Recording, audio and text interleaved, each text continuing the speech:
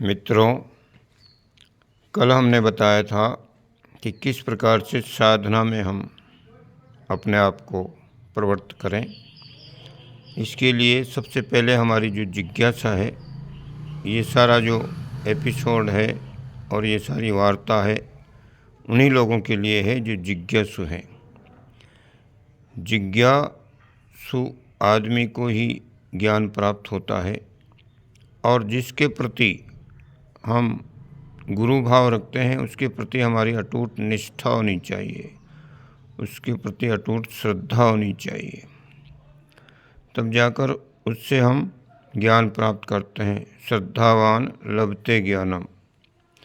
परम पूज्य गुरुदेव पंडित श्री राम शर्मा आचार्य जी जगत गुरु हैं और हम आपसे निवेदन करते हैं कि आप भी उन्हीं को अपना गुरु स्वीकार करें। केवल हमारे अंदर से, अंतरात्मा से, सच्चे मन से यदि हम उनको स्वीकार करते हैं गुरु रूप में, तो वो इस समय कण कण में व्याप्त हैं, ऐसा हमारा अनुभव है। और आपकी भी वह उसी तरह से सहायता करेंगे जिस तरह से अन्य हजारों करोड़ों लोगों की सहायता करते रहे हैं। जब हम सबसे पहले शांति कुंज हरिद्वार पहुँचे, गुरु जी के दर्शन किए, उस समय हमने उनसे दीक्षा नहीं ली थी और केवल दर्शन करने के लिए गए थे। उस समय सबसे पहले गुरु जो है वो भी शिष्य की परीक्षा करता है। शिष्य यदि आत्मकल्याण के लिए प्रार्थना करता है सच्चे मन से, या फिर वो संसार की चीज़ों को प्राप्त करने के लिए कहता है, इन सारी बातों के ऊपर ही निर्भर करता है कि गुरु हमें किस रूप में जानेगा और हम गुरु को किस रूप में मानते हैं। तो सबसे पहले गुरु का ये कर्तव्य होता है, गुरु का ये काम होता है कि वो अपना जो शिष्य है उसकी आवश्यकताओं को, उसकी महत्वाकांक्षाओं को पूरा करे। इसलिए सबसे पहले वो आज के युग में, युग के अनुरूप जिस प्रकार से हर आदमी संसार में डूबा हुआ है और संसार की सारी भौतिक आवश्यकताएं उसको चाहिए, तो इसके लिए सबसे पहले वो यही निवेदन करते हैं कि आपके घर में कोई परेशानी हो, आपके मन में कोई प्रश्न हो, कोई तकलीफ़ हो, तो वो बताइए, हम उसका निवारण करेंगे।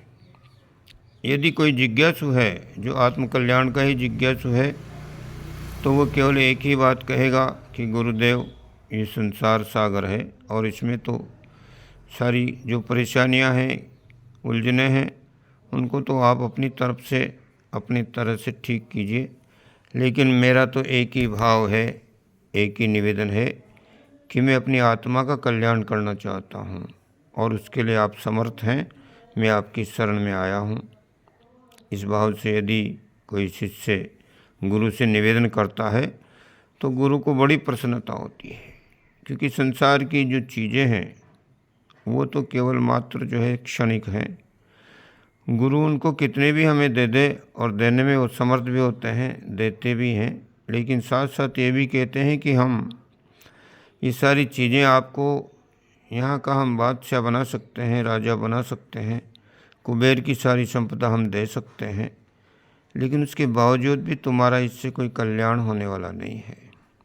और भी ज़्यादा अकल्याण हो जाए इसकी संभावना और ज़्यादा बन जाती है, क्योंकि प्रभुता पाए कौ मद नाही वाली बात जो है, जिसके पास संपत्ति बढ़ती है, रिद्धियाँ सिद्धियाँ बढ़ती है, योग्यताएं बढ़ती हैं, तो वह अहंकार में डूब जाता है। और अहंकार आत्मकल्याण के मार्ग में सबसे बड़ा दुश्मन होता है।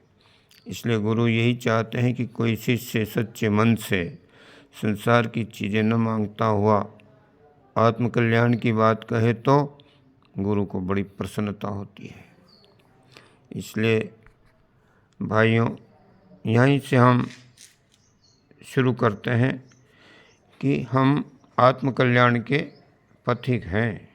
आत्मकल्याण की राह पर चलने की हमारी तीव्र इच्छा है, जिज्ञासा है। यदि ऐसा मन है आपका, तो इस एपिसोड को आप निरंतर सुनेंगे मेरा ऐसा विश्वास है कि आपको आत्मकल्याण की राह पर चलने के लिए बहुत सुगमता होगी और बहुत कुछ ऐसी चीज़ें आप समझ पाएंगे जो आज तक समझ नहीं पा रहे हैं। गुरु की कृपा से बहुत सारे लोग इस बात को समझे हैं और आप भी इस बात को समझ सकेंगे। इसलिए सबसे पहले गुरु से हमें संसार की कोई चीज़ नहीं मांगनी, ये बात हम अच्छी तरह से समझ लें। जो कुछ भी परेशानियाँ आती हैं, मुसीबतें आती हैं, वो हमारे प्रारब्ध हैं और प्रारब्ध भोग हमें भोगना ही है। गुरु उसमें हमारी निरंतर बिना कहे भी मदद करता रहता है और वह बड़ी कृपा करता है। इसलिए हम गुरु से कोई संसार की चीज़ न मांगें। ये यहाँ से हम अपना आध्यात्मिक पथ शुरू करते हैं। आइए किस प्रकार से हम गुरु के मार्गदर्शन में अपने आप को आगे बढ़ाएं। इसके लिए सबसे पहले गुरु का जो वाक्य है वो ये है कि जब तक हमारे पिछले जन्मों के, इस जन्म के कई सारे ऐसे जो दुष्कर्म हैं, जो पाप कर्म हैं, जिनके माध्यम से हमारी आत्मा उसमें डूबी हुई है, तो उनको भुगते बिना या उनका शोधन किए बिना हमारी आत्मा का कल्याण कदापि नहीं हो सकता। इसलिए सर्वप्रथम गुरु एक ही बात हमसे कहता है कि बेटा अब तक तुमने जो भी दुष्कर्म किए हैं उन सब को जो है आज से ही आगे न करने की तुम प्रतिज्ञा करो और ऐसा विचार करो कि जो कुछ भी बन गया है दुष्कर्म, वो तो बन गया, वो हमारे हाथ से निकल गया, उस पर हमारा कोई अब जोर नहीं है। लेकिन गुरु सलाह देता है कि आगे एक भी किसी प्रकार का दुष्कर्म हमसे न बन पड़े। दुष्कर्म का मतलब किसी व्यक्ति की, किसी पशु की, किसी जीव मात्र की हमसे कोई अहित न हो जाए, उसकी आत्मा को कोई दुख न पहुँचे। इस प्रकार का कोई भी कार्य लोभ मोह अहंकार के वशीभूत होकर हम न करें जिससे किसी का नुकसान हो, किसी की आत्मा को दुख हो।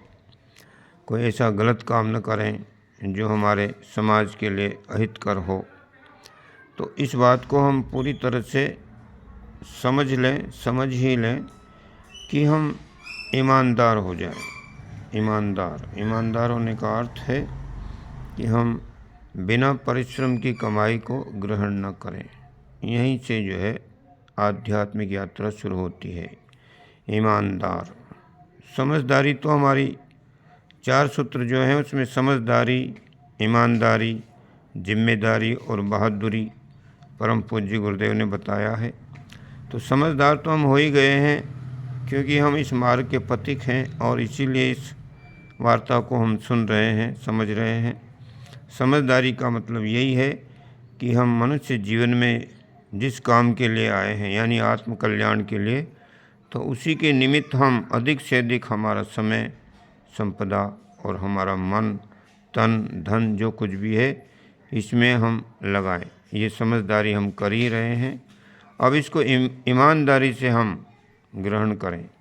ईमानदारी का मतलब जो कुछ हम सच्चे मन से गुरु के वाक्य से समझ में हमारे आया है उसको हम व्यवहार में उतारने का प्रयास करें। व्यवहार में जब तक नहीं उतारेंगे तो केवल मात्र जो है ज्ञान से काम नहीं चलेगा। इसलिए सबसे पहले व्यवहार में यह आए कि हम ईमानदार हो जाएं। यदि हम कोई व्यवसाय करते हैं, कोई नौकरी करते हैं, कोई जहाँ कहीं भी हम धंधा करते हैं, उसको हम बड़ी ईमानदारी के साथ करें। समझदारी इसी में है।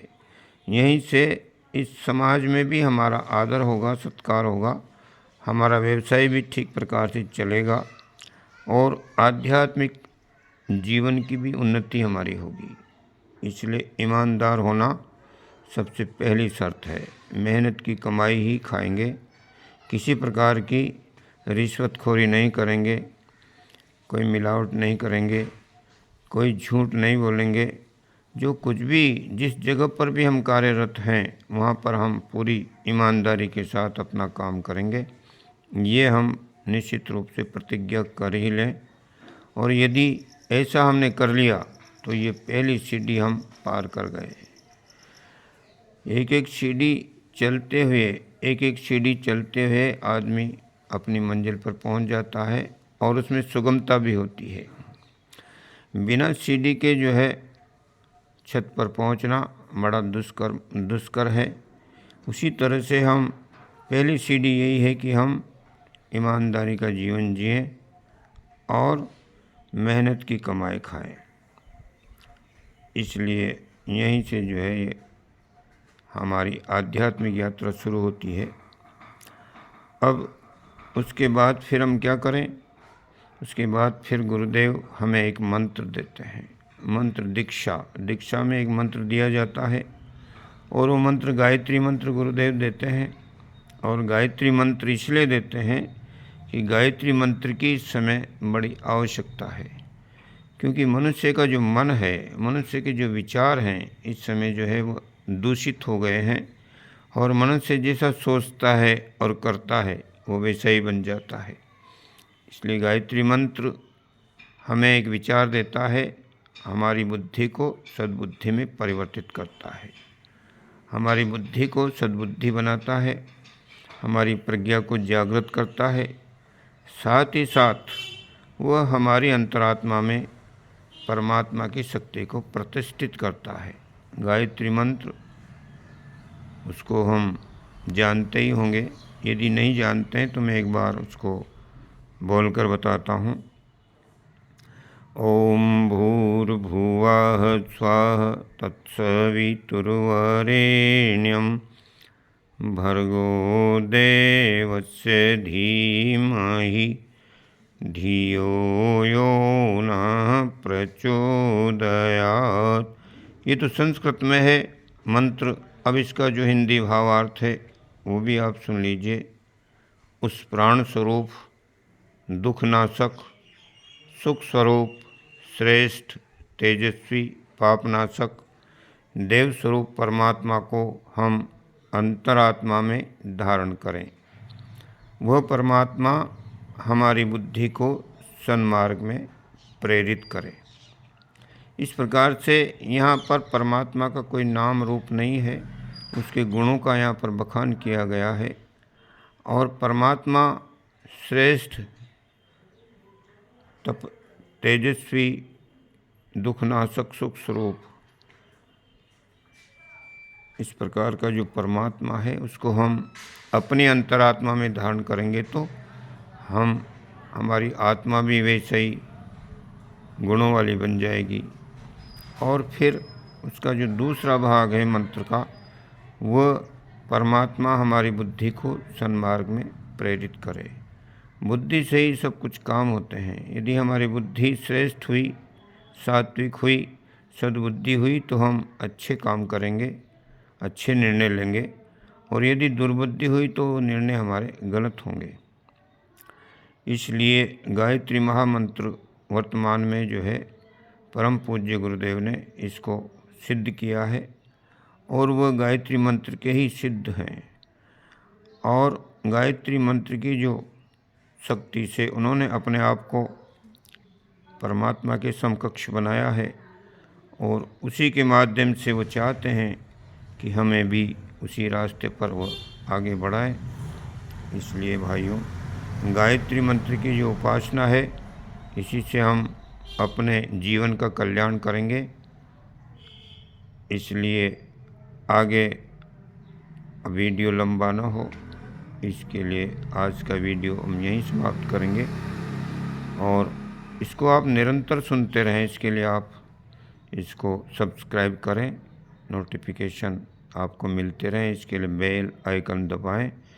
यदि आप फेसबुक पर सुनते हैं तो लाइक करें, कमेंट करें, ताकि आपके मन में कोई जिज्ञासा है तो कमेंट के माध्यम से उसको लिखें, उसका समाधान उचित आपको मिलेगा। इसी भाव से आज का ये वार्ता समाप्त करते हैं। ओम शांति।